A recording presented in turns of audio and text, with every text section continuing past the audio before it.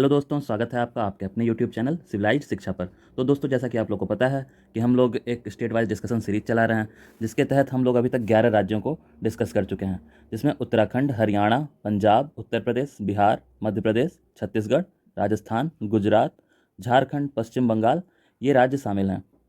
और आगे भी हम लोगों को भारत के पूरे राज्यों और केंद्र शासित प्रदेशों को डिस्कस करना है। उसी कड़ी में आज हम लोग उड़ीसा राज्य को डिस्कस करेंगे। तो एक क्रम से हम लोग चल रहे हैं। तो उड़ीसा राज्य को आज देख लेते हैं। भौगोलिक परिचय। उड़ीसा भारतीय प्रायद्वीप के उत्तर पूर्वी भाग में स्थित है। इसके पूर्व में बंगाल की खाड़ी, उत्तर में झारखंड, पश्चिम में छत्तीसगढ़, उत्तर पूर्व में पश्चिम बंगाल और दक्षिण पूर्व में आंध्र प्रदेश तथा दक्षिण में तेलंगाना अवस्थित है। इस राज्य के विस्तार उत्तर में स्वर्णरेखा नदी से दक्षिण में ऋषिकुल्या नदी तक, ऋषिकुल्या नदी और स्वर्णरेखा नदी, उत्तर में स्वर्णरेखा नदी तथा दक्षिण में ऋषिकुल्या नदी के बीच में है, अवस्थित है।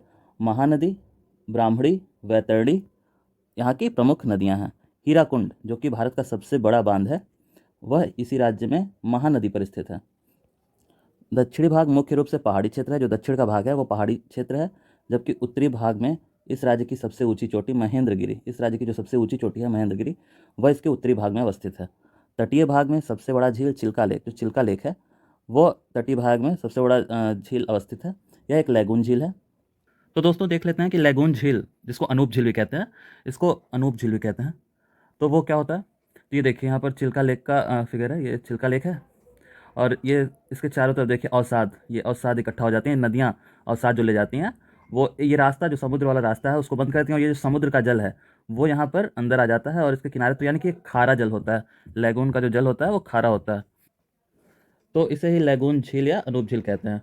तो इसका डेफिनेशन देख लेते हैं। अनूप अथवा लैगून किसी विस्तृत जल स्रोत जैसे समुद्र या महासागर के किनारे पर बहने वाला एक उथला जल क्षेत्र होता है, जो किसी पतली स्थलीय पेटी या अवरोध द्वारा सागर के अंशतः अथवा पूर्णतः अलग हो जाता है। मतलब ये जो अवसाद आ गए हैं, इसकी वजह से ये जो सागर महासागर का जल है वो इसके अंदर आ गया और ये झील बन गया। ये खारे पानी की झील हो जाती है, खारा पानी होता है इसका।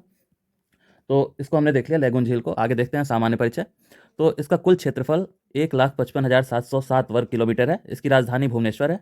जो भाषा यहाँ बोली जाती है वो उड़िया है। कुल जिले 30 हैं, मतलब 3 मंडल हैं, उसके अंतर्गत 30 जिले आते हैं। इसका उच्च न्यायालय कटक में अवस्थित है। विधानमंडल एक सदनीय है, मतलब विधानसभा है लेकिन विधान परिषद का अभाव है। विधानसभा की कुल 147 सीटें हैं और लोकसभा की 21 सीटें, राज्यसभा की 10 सीटें हैं। जो राजकीय वृक्ष है यहाँ का वो पीपल का पेड़ है। जो राजकीय पशु है वो सांभर है, सांभर है। और जो पक्षी राजकीय पक्षी है वो भारतीय रोलर है। जो राजकीय पुष्प है वो अशोक का पुष्प है। आगे देखते हैं जनगणना 2011 एवं जनांकिकी गुण। तो कुल जनसंख्या जो है 4,19,74,218 है, जो कि भारत की कुल आबादी का 3.47% है। पुरुषों की आबादी 2,12,12,136 है तथा महिलाओं की आबादी 2,07,62,082 है। जनसंख्या घनत्व 270 है। जनसंख्या का दशकीय वृद्धि दर 14% है।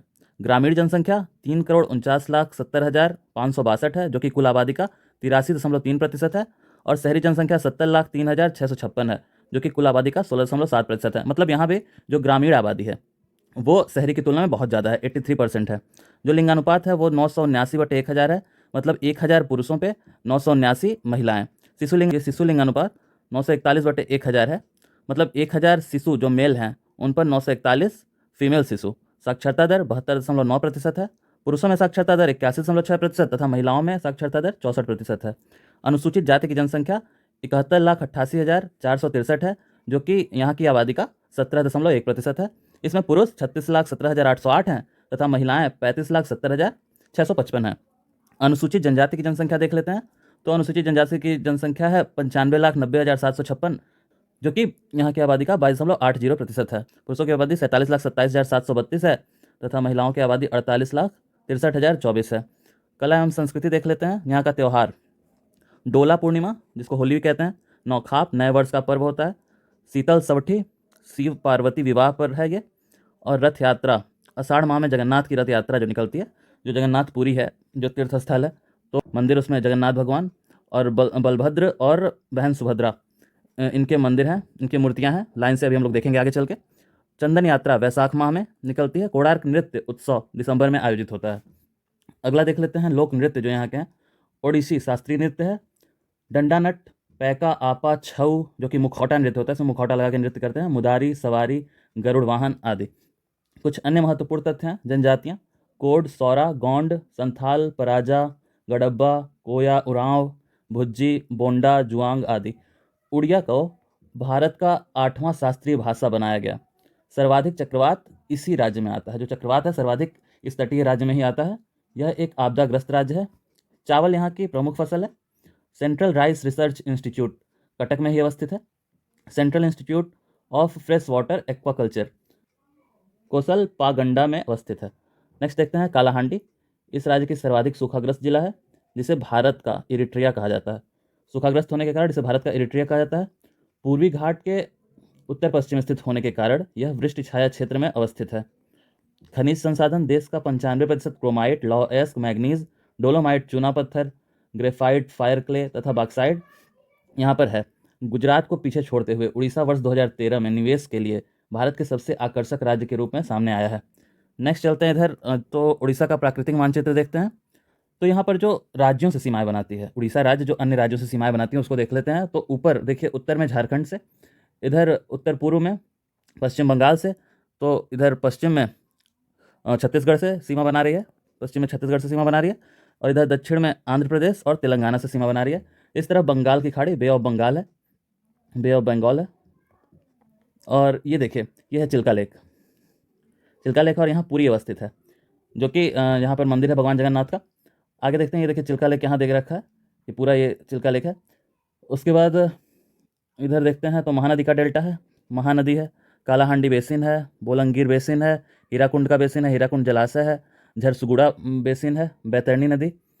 फिर इधर कुछ मैदान देख लेते हैं, तो चिल्का का मैदान, चिल्का लेक के किनारे, उरकल मैदान, बालसोर तटीय श्रेणी, मयूरभान मैदान, और फिर पठार देखते हैं कुछ पहाड़ी, तो मलकानगिरी पहाड़ी, इंद्रावती पठार, खोंडामल पठार, खोंडामल पहाड़ी, सोनाबेरा, सोनाबेरा पठार, नयागढ़ पहाड़ी, कनक पहाड़ी, बमरा पहाड़ी, क्योंझर पठार, निमगिरी श्रेणी, बिचकानी पहाड़, वीर मित्रपुर पहाड़ी, सुंदरगढ़ पहाड़ी तथा बोनाई पहाड़ी। ये कुछ पहाड़ियाँ हैं। और ये देख लेते हैं हम लोग एक बार इसको, जो चिल्का लेक है, यहाँ पे चिल्का लेक अवस्थित है, और यहीं पर भीतरकनिका, भीतरकनिका नेशनल पार्क अवस्थित है, जहाँ और यहाँ पर ओलिव रिडले, ओलिव रिडले जो टर्टल है, टर्टल की प्रजाति है, वो यहाँ आते हैं ठंड के दिनों में, यहाँ अंडा देते हैं इसके तटीय क्षेत्रों पे। भीतरकनिका जो नेशनल पार्क है उसके तटीय क्षेत्रों में अंडा देते हैं, तथा फिर सर्दियों में अंडा देते हैं, फिर चले जाते हैं। तो ये बहुत ही ज़रूरी जगह हो जाता है उस लिहाज से, क्योंकि IUCN की रेड लिस्ट में स्थिति गड़बड़ है। जो ओलिव रिडले टर्टल है उसकी स्थिति थोड़ी गड़बड़ है, वल्नरेबल है, तो इसलिए यहाँ पर उनका ध्यान रखने के लिए यह क्षेत्र काफ़ी संवेदनशील हो जाता है।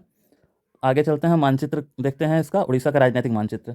तो सीमाएँ तो हमने देखी ली हैं, बाकी कुछ ज़रूरी जो महत्वपूर्ण जिले हैं, सुंदरगढ़, मयूरभंज यहाँ पर है, क्योंझर, देवगढ़, बालेश्वर, भद्रक, संभलपुर, ढेंकानल, कटक, कंधामल, गंजम, गजपति, रायगढ़, कालाहांडी यहाँ पर है, जो कि सूखाग्रस्त क्षेत्र है, नुआपाड़ा यहाँ पर है।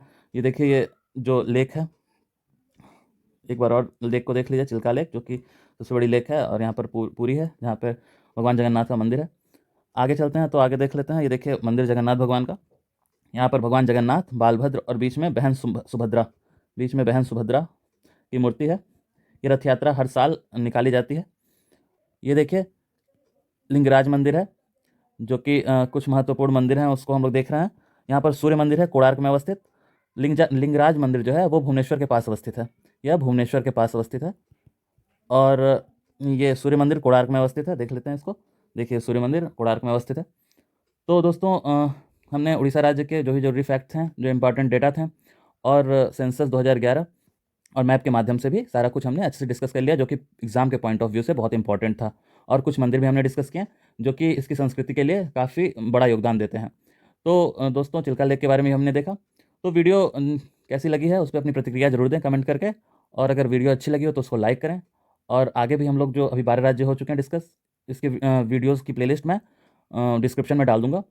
और बाकी जो आगे के जो राज्य बचे हैं और केंद्र शासित प्रदेश बचे हैं, तो उनको हम लोग नेक्स्ट वीडियोज़ में डिस्कस करेंगे। तो उन वीडियोज़ के नोटिफिकेशन पाने के लिए चैनल को सब्सक्राइब कर लीजिए और नोटिफिकेशन बेल ऑन कर लीजिए, ताकि आपको समय से उसकी नोटिफिकेशन मिले जैसे ही वीडियो अपलोड हो। तो दोस्तों थैंक यू, वीडियो पे अपनी प्रतिक्रिया जरूर दें। ओके, थैंक यू दोस्तों।